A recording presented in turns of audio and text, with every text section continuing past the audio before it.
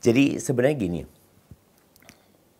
sejak beberapa tahun terakhir, Ana itu lebih suka Ana yang menentukan jadwal Ana.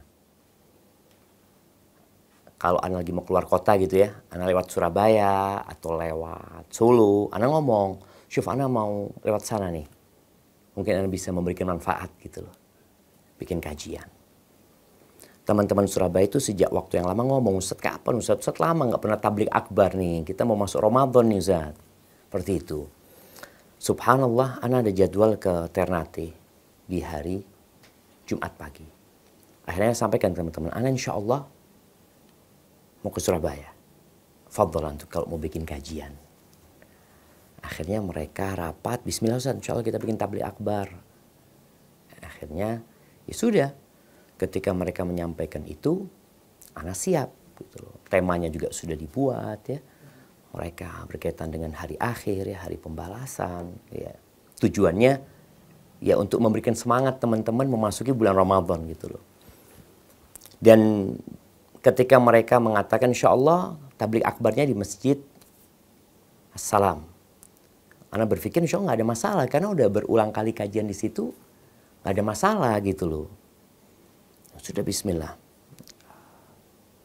Cuma sehari sebelumnya akhirnya Ana dapat kiriman surat yang dilayangkan oleh saudara-saudara kita dari Banser ya. Ana Ansor apa Banser dari?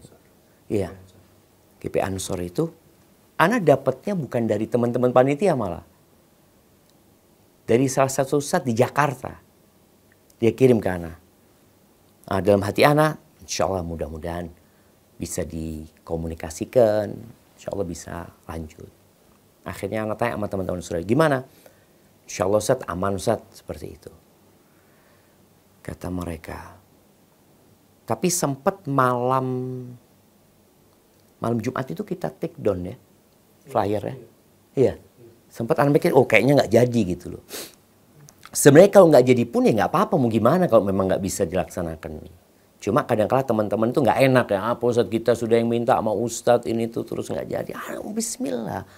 Kita ini berusaha memberikan manfaat. Tapi ketika memang nggak bisa, Ana rasa banyak jalan-jalan lain menuju kebaikan. Seperti itu. Akhirnya kita berangkat hari Kamis ya. Hari Kamis kita berangkat. Nah, hari Kamis sama teman-teman berangkat. Habis zuhur. Kita tanya gimana caranya. Lanjut. Soalnya kan flyer udah turun nih. Kata dia insya Allah lanjut. Kata dia soalnya tadi malam sudah ada musyawarah. Ana disampaikan beberapa poin hasil musyawarah yang malam hari. Karena ternyata ada 2 musyawarah, ada 2 rapat ya. Rapat malam hari, rapat siang hari. Yang di hari hanya. Nah, kita nggak dapat informasi yang di hari hanya. Kita dapat informasi yang malam harinya. Dapat informasi, kata mereka insya Allah nggak apa-apa. Tapi Ustadz nggak boleh nyampaikan ini, itu, macam-macam lah. Nah, bismillah lah kita memang akan membahas tentang hari kiamat. Kemudian Ustadz cuma sampai Isya aja Ustadz. Biasanya kan kita panjang tuh kajian. Ana mau ya bismillah. Ana ngomong. Tapi ternyata ada rapat susulan yang itu nggak nyampe ke kita. Jadi teman-teman di Surabaya nyampaikan Ustadz nanti sebelum ke masjid kita mampir ke rumahnya ketua yayasan kata dia. Oh bismillah Ana ngomong. Kita sampai ke rumah ketua yayasan, disitulah dia sampaikan bahwasanya nggak bisa caranya Ustaz. Itu ada keberatan dari teman-teman GP Ansor kata dia. Padahal tadi malamnya sudah aman gitu loh. Tapi ada rapat ketua yayasan sempat sampaikan, Ana sampaikan kepada mereka, apa nggak bisa diskusi lagi seperti itu. Kok kayaknya nggak ada jalan untuk diskusi. Akhirnya ketemu sama ketua yayasan, ya anak mau bismillah kalau memang nggak bisa. Sudah, karena sudah mau maghrib ini. Artinya jamaah udah datang ini itu. Anak ngomong sama teman-teman panitia, antum berangkat ke masjid, kalau bisa cari ustadz pengganti. Kesian jamaah udah datang gitu loh, hujan-hujan lagi.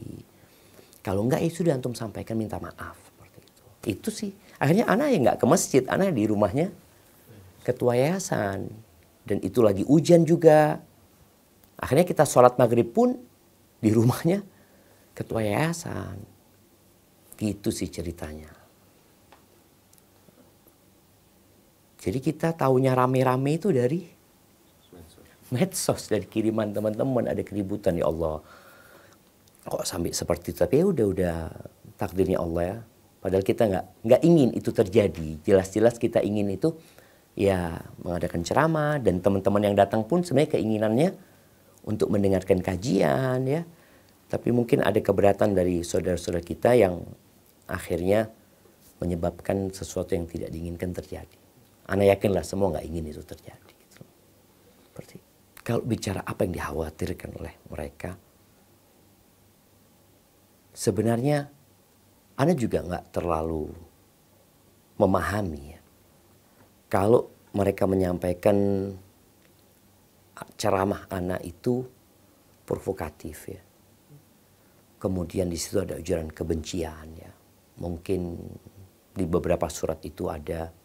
Karena Ana dibatalkan bukan hanya di Surabaya, pernah di tempat lain seperti itu. Ada apa yang disebutkan ya memecah belah. Kemudian Ana sampai lupa ya. Tapi yang jelas mereka tidak menginginkan keberatan itu karena ya boleh disebut Ana ini nggak baik lah. Dari sisi penyampaian mungkin ya. Mungkin ketika membahas tentang perbedaan. Tapi yang jelas Ana dulu pernah berbuat salah. Ketika Ana masih kuliah di Medina. Waktu itu Ana pernah ceramah dan mungkin di situ ada menyinggung amaliyah saudara-saudara kita. Dan ceramahnya itu mungkin kejadian itu 2007. Ana ceramah itu di sebuah kota namanya Jubail atau Dammam. Ketika Ana pulang dari Medina itu 2013. 2013 Ana mulai ceramah di mana-mana. Sempat ada penolakan di Malang waktu itu. Mereka nolak, akhirnya kita adakan rapat, Ana hadir juga. Ana sampaikan, Ana minta maaf. Artinya memang Ana salah, Ana sampaikan. Ana salah, Ana minta maaf. Dan siapa sih yang tidak berbuat salah ya ketika kita salah ucap. Artinya alhamdulillah masalah-masalah yang dipermasalahkan itu udah clear gitu loh. Sehingga Ana pun berusaha untuk lebih bijak lagi menyampaikan ya. Kalaupun kadang-kala ada kata-kata Ana yang kurang baik, ya alhamdulillah teguran dari teman-teman itu juga masuk. Akhirnya Ana memperbaiki hal itu. Kalau secara tulisan yang mereka khawatirkan itu keberadaan Ana itu ya seperti yang di surat itulah. Iya, disebutkan di sini ceramah bersifat provokatif dan adu domba. Ceramah cenderung menimbulkan ujaran kebencian dan dapat memecah belah kerukunan umat Islam khususnya di wilayah Kecamatan Gunung Anyar. Ini sih kalau dilihat dari surat yang mereka sampaikan. Kemudian mungkin ada di surat yang sebelumnya itu ada tuduhan radikal ya atau macam-macam. Ya sebenarnya apa yang ditulis sama teman-teman kita itu sama saudara-saudara kita itu menjadi bahan renungan buat Ana. Apakah Ana seperti itu? Maka kadangkala ya perlu dikasih masukan. Ustadz ceramahnya waktu itu kok kayaknya kurang tepat menyebutkan itu. Ya mau nggak mau kita harus memperbaiki. Seorang muslim itu bukan orang yang suka berbuat salah kemudian ngeyel gitu loh. Walaupun salah nggak apa-apa sudah. Yang penting itu pendapat Ana. Enggak, kalau kita salah kita harus perbaiki. Cuma yang Ana herankan tadi sebelumnya kajian di situ nggak ada masalah. Dan kalau memang menimbulkan adu domba, keributan, ya sekali lagi Ana minta maaf lagi kalau ternyata setelah Ana ceramah warga sana jadi ribut, jadi berantem gitu ya. Seperti itu. Makanya minta maaf kalau memang itu terjadi. Tapi selama ini ya mungkin Ana tidak merasakan, mungkin mereka yang merasakan hal itu. Itu sih. Itu yang kejadian di Malang, Ana sampaikan. Kejadian di Malang itu entah tahun 2000 14 atau 15 ya. kejadian kemarin? Enggak, yang ini enggak ada. Yang ini enggak ada. Makanya ketika kejadian Malang itu, mereka nyampaikan kesalahan Ana ngomong bismillah, Ana minta maaf. Akhirnya Ana minta maaf. Ustaz nggak berusaha tanya, gimana? Oh, waktu itu mereka datang ke Ana. Yang kejadian kemarin? Enggak. Mereka kan urusannya sama pihak penyelenggara. Nggak sempat ketemu, Ustaz? Sama sekali enggak ada. Mereka juga tidak ada. Dari mereka yang tidak mau ketemu atau dari pihak Ustaz yang nggak mau? Memang enggak ada enggak ada panggilan ya buat Ana. Makanya kalau tadi yang disebutkan ketua yayasan itu kan nyampaikan apa nggak bisa ada komunikasi lagi. Kata mereka nggak udah untuk yang sekarang kata mereka mohon dibatalkan. Seperti itu. Jadi kalau dipanggil itu nggak pernah Ana. Cuma di beberapa kejadian beberapa daerah sempat ketemu, akhirnya lanjut kajian. Jadi setelah ketemu itu ngobrol enak, orang memang kita ini saudara gitu loh. Kita saudara. Jadi kalau bicara umat Islam yang jumlahnya 2 miliar itu mereka semuanya bersaudara. Innamal mu'minuna ikhwah ya. Apapun partainya, apapun ormasnya, apapun yayasannya. Jadi kita ini harus lebih menjunjung tinggi persaudaraan tadi. Kalau memang ada hal-hal yang mereka tidak inginkan Ana menyampaikan, ya Ana tidak akan sampaikan. Kalau memang hal itu ini dapat memecah belah, ya sudah. Itu Ana akan tahan diri. Seperti itu. Walaupun ya manusia kadang-kadang salah ngomong gitu loh. Kalau salah ngomong ya pintunya adalah minta maaf. Selesai sebenarnya. Dan membuka pintu maaf itu adalah salah satu sifat seorang muslim. Maka harapannya ya kita lebih dekat lagi. Dan kalau bisa disampaikan Ana hidup di Jember ya. Ana hidup bermasyarakat di Jember, tetangga-tetangga kita ya dari teman-teman Nahdlatul Ulama ya. Ana berjalan kumpul sama mereka. Walaupun kita mungkin tidak mengikuti kegiatan-kegiatan yang mungkin nggak sepaham. Tapi kita tetap saling menghargai, saling menghormati. Karena ya sesama muslim kita ini. Dan boleh jadi mereka yang benar gitu loh. Maka kita kan terus belajar. Artinya ketika mereka memberikan masukan, ya kita pelajarin. Kalau kayaknya enggak, kayaknya buat Ana tetap yang lebih kuat pendapat yang ini umpamanya. Ana rasa itu yang seharusnya lebih diutamakan dan itu sudah terjadi. Yang terjadi di Surabaya itu sebenarnya nggak terjadi di banyak tempat, enggak gitu loh. Alhamdulillah di tempat-tempat lain ya Ana sempat ngisi di Boyolali. Itu guyup sampai teman-teman dari NU sendiri, dari Muhammadiyah sendiri, dari semua itu nggak ada masalah. Bahkan mereka datang makan bareng kita. Karena memang tujuannya tadi kita bagaimana memberikan pencerahan kepada umat ya. Kita ini diciptakan untuk mengabdi kepada Allah Azza wa Jalla.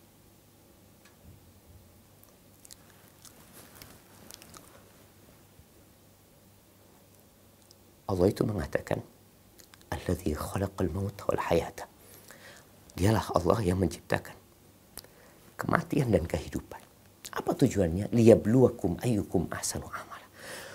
Untuk menguji siapa di antara kalian yang paling baik amalannya gitu. Kita ini sedang berusaha untuk menjadi yang terbaik gitu loh. Kalau ternyata kita salah, ya alhamdulillah ada yang mengingatkan. Dan ana yakin teman-teman dari GP Ansor, mereka juga ingin menjadi yang terbaik ya. Dan boleh jadi mereka melakukan penyuratan keberatan itu karena ingin menjadi yang terbaik. Tapi kan ada hal-hal yang mungkin bisa duduk bersama. Ada hal-hal yang kita perlu toleransi. Kalau mungkin dikatakan, ya mungkin ada sebagian mengatakan Ana dikatakan intoleransi macam-macam. Ya Ana minta maaf kalau ada mungkin ceramah-ceramah Ana yang dianggap intoleransi. Dan Ana siap gitu loh. Ketika memang harus dicabut ucapan itu, harus minta maaf. Ya itu yang kita inginkan. Kita ini akan dihisap pada hari kiamat. Bukan negara yang menghisap kita. Tapi Allah Rabbul Alamin yang akan menghisap kita. Dan di antara cara kita menjadi lebih baik itu adalah mendengarkan kritikan dari orang lain. Itu insya Allah kita akan jadi lebih baik. Tapi kalau kita nggak mau dikritik, ya kita merasa paling benar, ya kita nggak akan pernah jadi orang benar sebenarnya. Itu sih kalau Ana lihat ya. Ana sering sampaikan. Umat Islam saat ini nih berada di titik yang sangat lemah sekali. jumlah mereka banyak.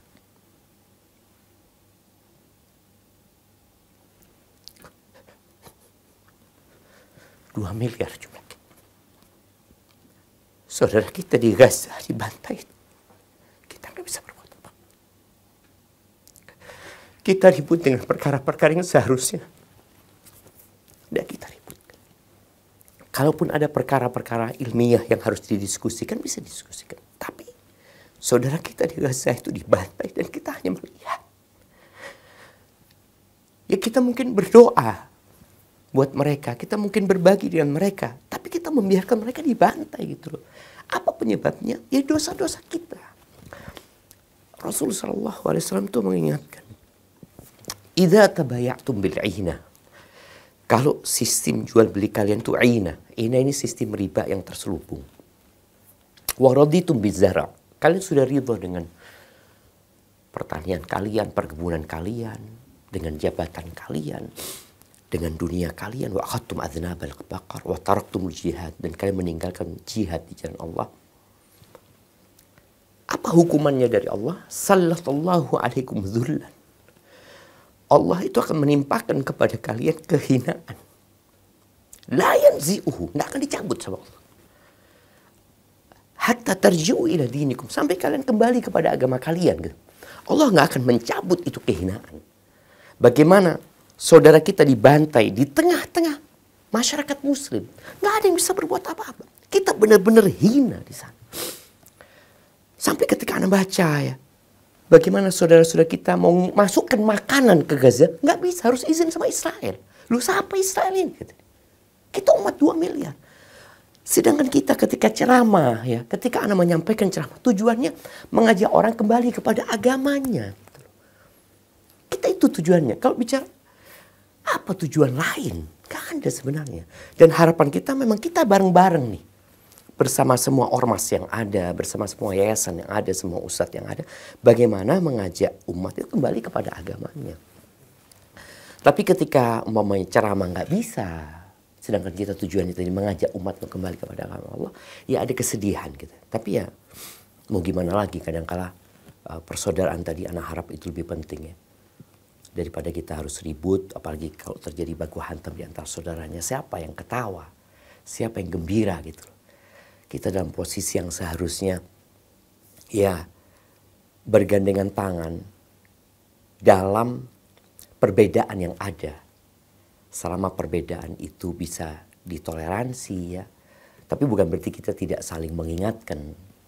Insya Allah kita bisa mengajak umat bareng-bareng menuju kepada Allah Azza wa Jalla, menuju kepada agamanya. Ini loh agama yang Nabi SAW dulu sampaikan. Kita akan hina. Jumlah itu gak penting. Bagaimana umat Islam dengan jumlah yang kecil, tapi Allah berikan kepada mereka kemenangan gitu ya. Tapi gara-gara kita jauh dari agama kita, ribut di antara kita sendiri. Padahal Allah Azza wa Jalla mengatakan innamal mu'minuna ikhwah. Orang-orang beriman itu bersaudara loh. Bersaudara loh. Cuma kadang-kadang itu jadi hilang. Jadi ada sebagian kita yang beranggapan yang bajunya sama saudara anak. Ketika beda kelompoknya, oh udah bukan saudara. Nabi memang menyebutkan umat ini akan berpecah belah menjadi 73 golongan. Tapi semuanya Islam. Artinya semuanya saudara. Tugas kita mengingatkan yang salah, mengajak yang menyimpang untuk jalan ke jalan yang lurus. Karena 73 golongan itu umat Islam semuanya, saudara kita semuanya. Tapi hak-hak persaudaraan ini sudah mulai luntur ya. Mungkin ada satu hak saudara yang sebagian kita lupa. Kata Nabi SAW, la yu'minu ahadukum. Tidak beriman seorang di antara kalian. Hatta yuhibba li akhihi ma yuhibbu li nafsihi. Sampai dia cinta kepada saudaranya seperti mencintai diri sendiri. Ini sudah mulai luntur. Jadi kita cinta itu karena satu partai. Kita cinta karena satu ormas. Kita cinta karena satu pekerjaan. Loh enggak. Kita cinta karena dia muslim. Kita cinta karena dia taat sama Allah. Ketika dia berbuat maksiat, cinta kita berkurang. Jadi kita berpikir, oh enggak, dia berbuat maksiat. Kita harus menegur dia. Jadi semoga itu harapan. Itu harapan anak. Yang jelas kita semua bersaudara. dalam perbedaan yang ada, selama perbedaan itu tidak mengeluarkan orang dari Islam, ya dia saudara kita. Gimana sekarang bareng-bareng ngajak orang menuju kepada Allah, menuju kepada Islam ini gitu. Itu sih Mas Adrian. Jadi kalau pembatalan itu sudah beberapa kali. Terus pernah ana isi kajian di dekat Samarinda sana ya. Itu udah kajian. Udah mulai kajian. Kemudian ada pihak-pihak yang tidak menginginkan. Akhirnya ketua MUI, padahal kita disambut oleh ketua MUI di sana, nggak ada masalah. Mereka ngomong, Ustadz, kayaknya Ustadz nggak usah lama-lama Ustadz ya, demi meredam masa kayak gitu. Bismillah, nggak ada masalah. Akhirnya sudah, anak kajian yang dijadwalkan mungkin 2 jam, nggak sampai 1 jam, kita berhentikan. Itu kejadian di Kutai Kertanegara. Kutai Kertanegara.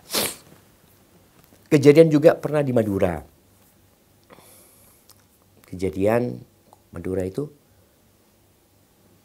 akhirnya ana mengadakan perjumpaan sama teman-teman yang menolak, sempat batal tapi kemudian jalan lagi. Artinya ketika komunikasi dijalin baik itu sebenarnya kan nggak ada, kita sama-sama saudara. Kalaupun kadang-kadang mereka buat persyaratan, Ustadz nggak boleh nyinggung-nyinggung amaliyah saudara-saudara kita dari NU. Anda ngomong Bismillah. Pembahasan agama ini luas gitu loh. Yang perlu disampaikan ke umat itu banyak sekali gitu loh. Nah, itu kejadian itu pernah gitu ya. Kemudian pembatalan, tapi yang sempat ribut itu kayaknya baru pertama ya dalam sejarah itu, dan Ana tidak ada di situ juga gitu loh. Jadi keributan itu kondisinya Ana nggak di situ. Yang Ana ada di tempat kajian kemudian bubar, aman sih, nggak sempat terjadi ketegangan seperti yang kemarin itu, enggak. Jadi kalau bisa dilihat persentase ditolaknya ya atau itu ya nggak banyak ya, nggak banyak. Artinya Ana berbaik sangka, kebanyakan saudara-saudara kita nerima sebenarnya dengan perbedaan yang ada, nerima. Sehingga mereka Ana ceramah di mana-mana juga nggak ada masalah gitu loh. Seperti itu. Dan di Surabaya, di tempat yang Ana dibatalkan sendiri itu pun udah berulang kali sebenarnya. Jadi bukan yang pertama kali, enggak, Ana ini kajian udah berulang kali di sana. Jadi di masjid yang sama. Di masjid yang sama gitu loh. Makanya kita ketika berpikir ngadakan di tempat itu, karena selama ini nggak ada masalah. Tahu-tahu kok jadi ada masalah. Nggak ada. Nggak ada. Jadi kalau dikatakan yang kalau Ana lihat di video mungkin teman-teman dari Banser masuk ke dalam, dia pikir Ana gitu loh. Mungkin yang mau ngomong, padahal itu mau menyampaikan bahwa kajian ini dibatalkan. Ustadznya nggak hadir di sana. Nggak ada di situ. Karena ketua yayasan sudah menyampaikan, Ustadz nggak bisa. Jam 5-an mungkin. Enggak. Penyampaian bahwa saya nggak jadi itu sebelum maghrib. Yang ke Ana. Yang ke Ananya. Kalau yang disampaikan pengumuman di masjid ya ba'dal maghrib gitu loh. Karena kalau kita sempat lihat videonya itu kan sudah agak malam. Ustaz. Iya, sahih. Jadi penyampaian bahwa saya kajian Ana batal dari pihak takmir masjid itu ba'da sholatil maghrib. Karena kan saudara-saudara kita dari Ansor melihat ini kok masih ramai masjid ini. Berarti kajian akan berlangsung ini, seperti itu. Sedangkan Ana nggak ada di tempat itu. Ana di rumahnya ketua yayasan. Bersama ketua yayasan sampai sholat maghrib di situ. Sama sekali Ana nggak ke masjid gitu. Kalau mereka beranggapan kajiannya berlanjut, enggak. Hanya saja karena jamaah sudah datang, mau tidak mau, DKM masjid harus menyampaikan kajiannya nggak jadi gitu loh. Justru pada saat itu sebenarnya mau menyampaikan bahwa kajiannya tidak jadi. Betul. Itu yang Ana dapat berita. Karena Ana memang Ana yang sampaikan kepada teman-teman. Antum sampaikan kajiannya nggak jadi, kalau mau diganti ustadz. Kan yang dimasalkan anggap Syafiq Riza Basalama. Tapi karena jamaah sudah datang, udah ustadz siapa yang ada di masjid untuk memberikan tausiah, supaya jamaahnya dapat manfaat juga seperti itu. Nah, saat itu kayaknya karena ketidaktahuan teman-teman dari GP Ansor, dia pikir kajiannya akan dilanjutkan. Yang kemudian mereka masuk ke masjid, ya. Sempat terjadi beberapa kali bentrokan juga. Betul. Kayaknya itu karena miskomunikasi. Mereka berpikir kajiannya tetap akan dipaksakan gitu loh.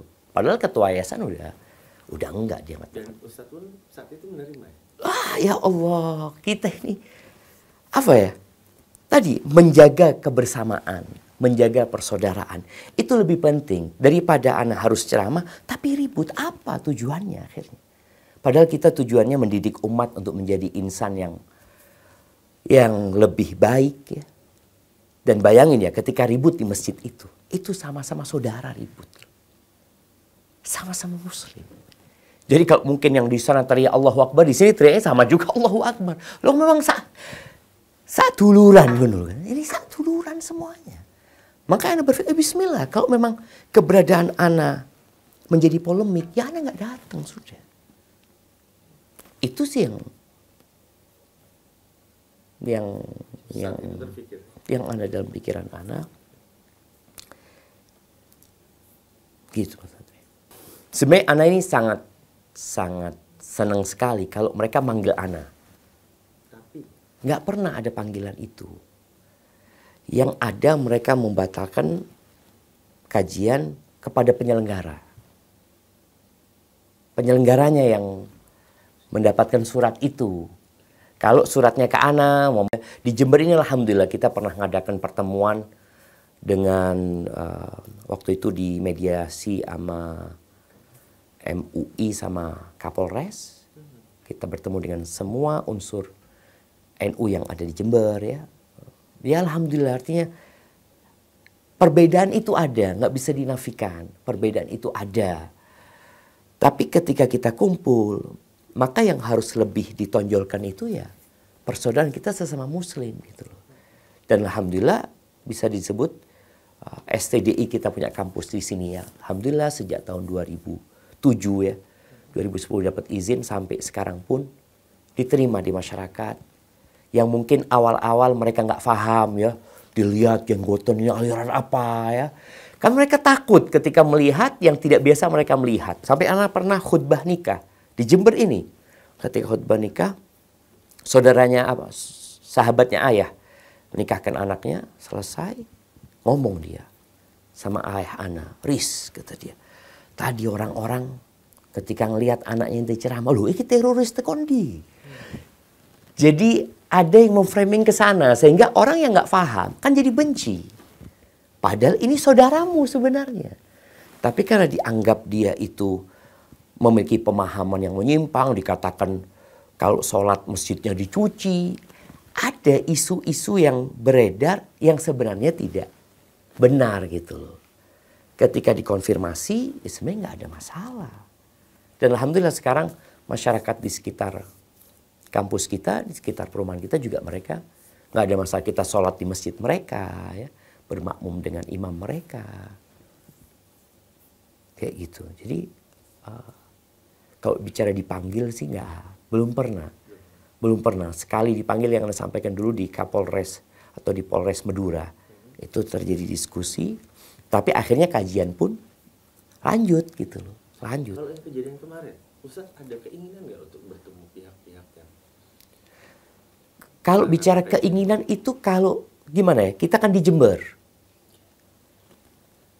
Kalau berjumpa di sana kayaknya waktu mereka nggak memungkinkan.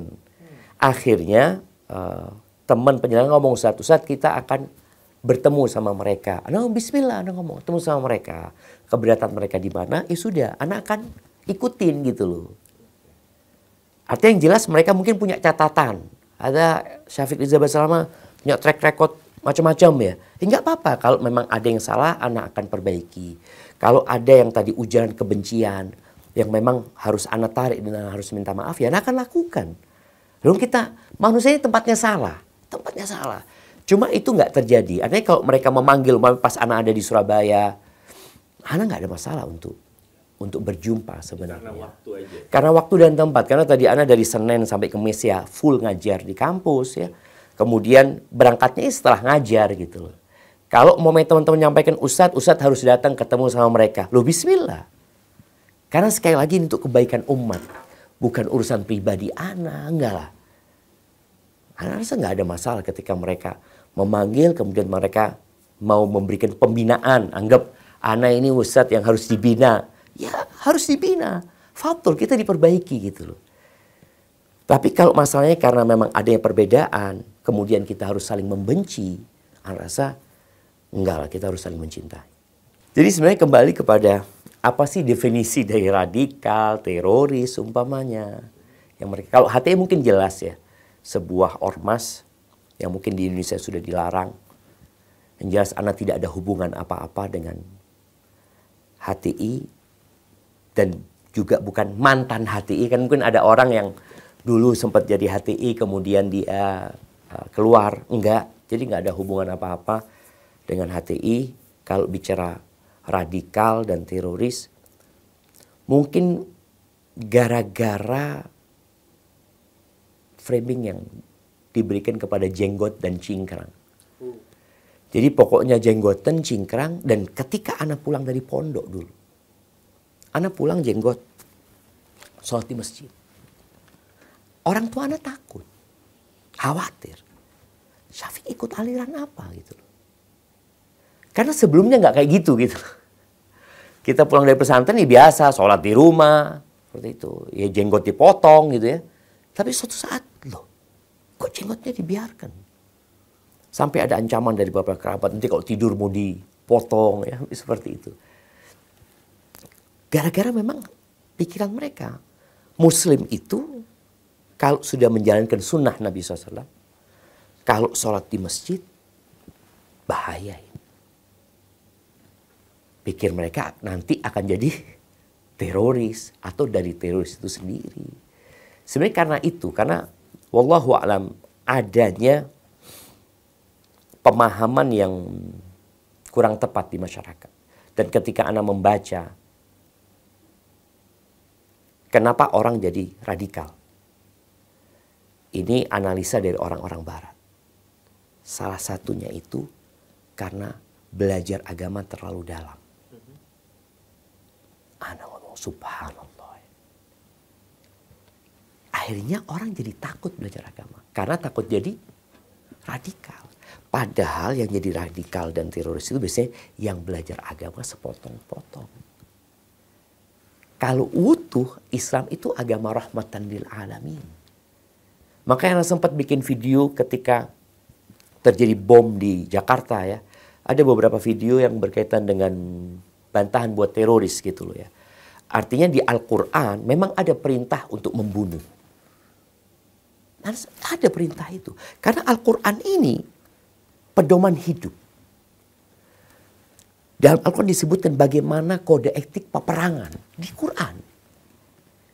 Jadi Allah ketika mengatakan idza laqaitumul ladzina kafaru fadharbar riqab. Kalau berjumpa dengan orang-orang kafir, tebas lehernya. Ini di medan perang. Artinya kalau buku perang dibahas di masjid umpamanya kepada orang-orang yang nggak paham. Akhirnya orang keluar dari masjid bawa pedang semua, akan ditebas orang yang tidak beriman. Padahal kejadian ini ketika di medan perang. Ya kita tahulah bagaimana seorang panglima ketika mengarahkan anak buahnya, ketika engkau berjumpa dengan musuh, tembak.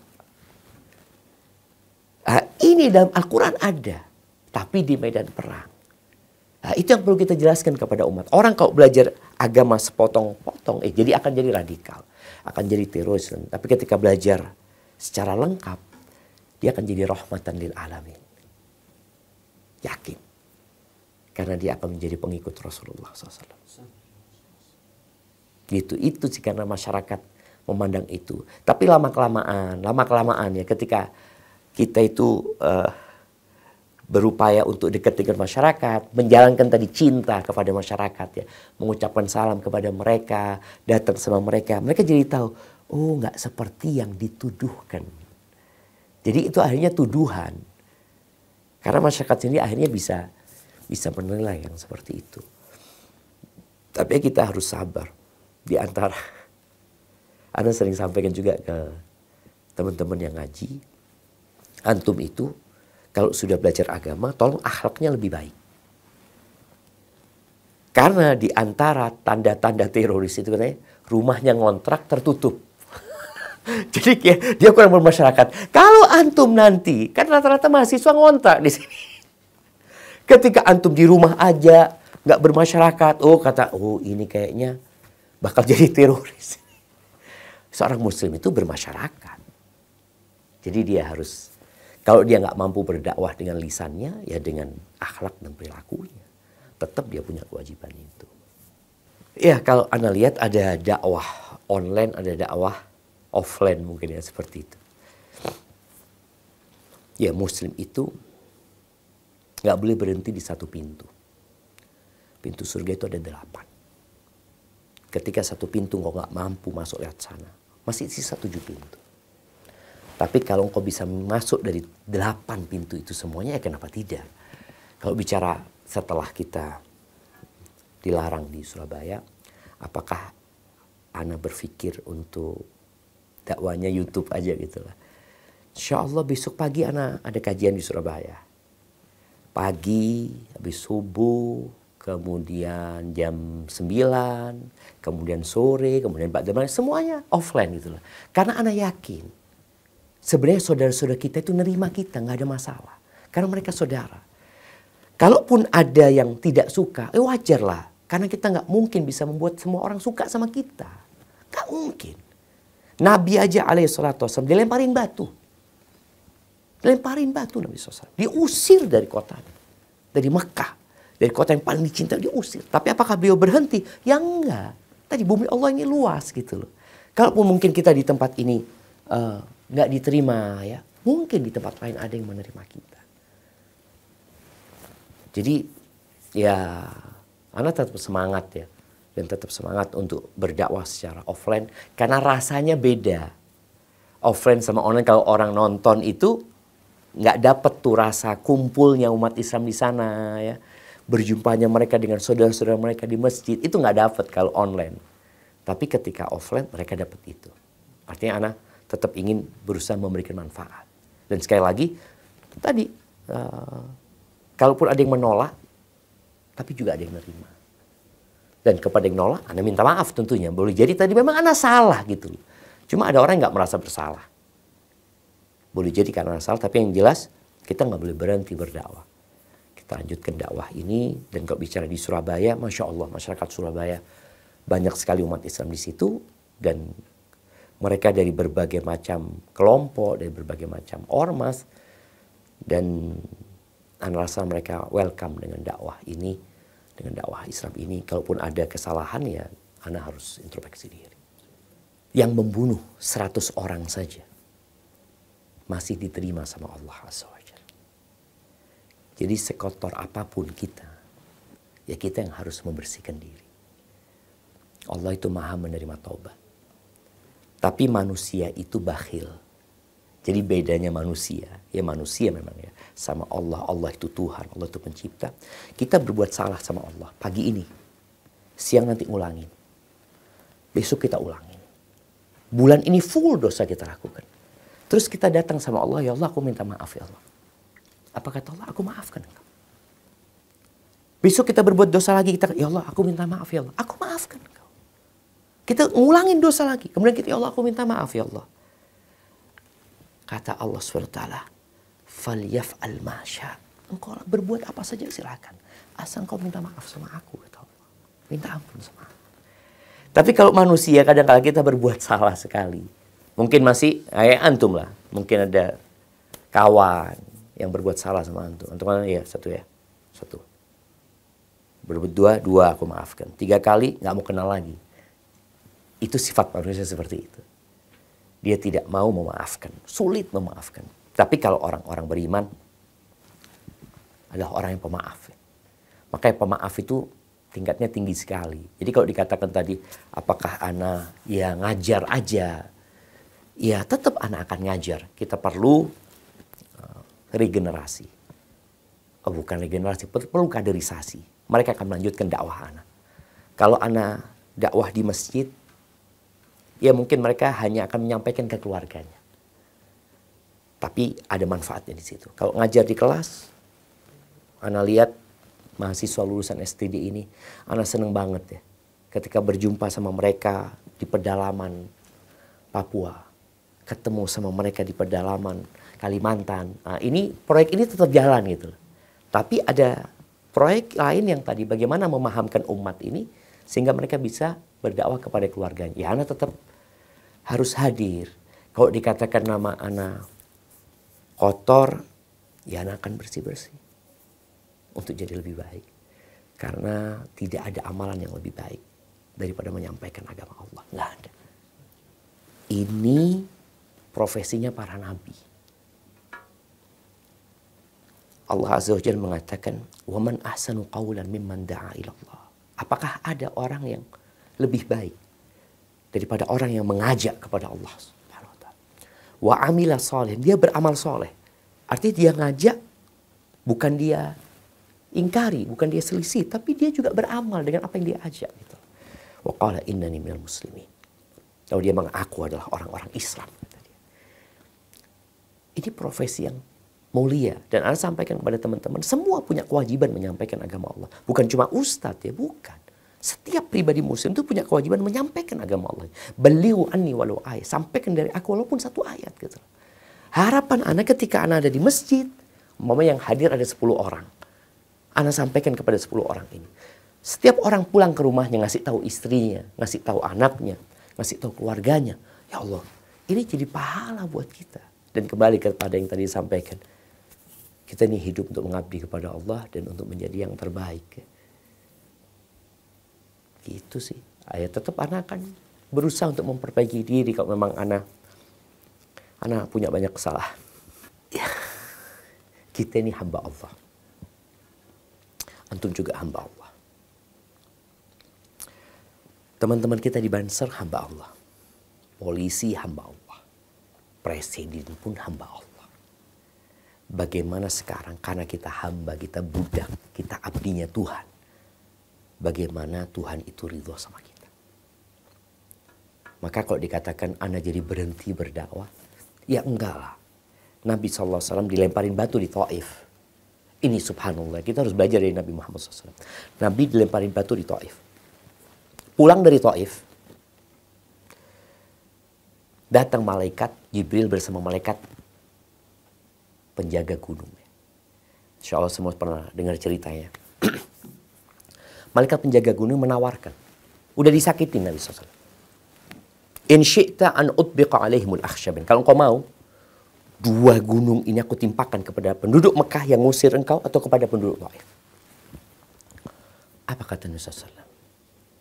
Bal arju ayyukhrijallah min aslabihim man yu'minu billahi wa la yusyrik bihi syai'an. Enggak, kata Nabi, enggak. Aku berharap Allah keluarkan dari sulbi-sulbi mereka generasi yang akan mentauhidkan Allah dan tidak melakukan kesyirikan. Ini kejadian supaya kita tahu bagaimana Nabi SAW pemaaf banget ya. Ini kejadian tahun 10 kenabian. 3 tahun sebelum hijrah. Tahun ke-8 Hijriah, Nabi menaklukkan kota Mekah. Mengepung Taif. Dikepung di Taif. Dikepung Taif. Taif bertahan. Akhirnya Nabi SAW mengajak sahabat pulang. Ketika diajak pulang, kata para sahabat, ya Rasulullah, ud'ullah ala Thaqif. Wahai Rasulullah, doakan kehancuran buat Thaqif.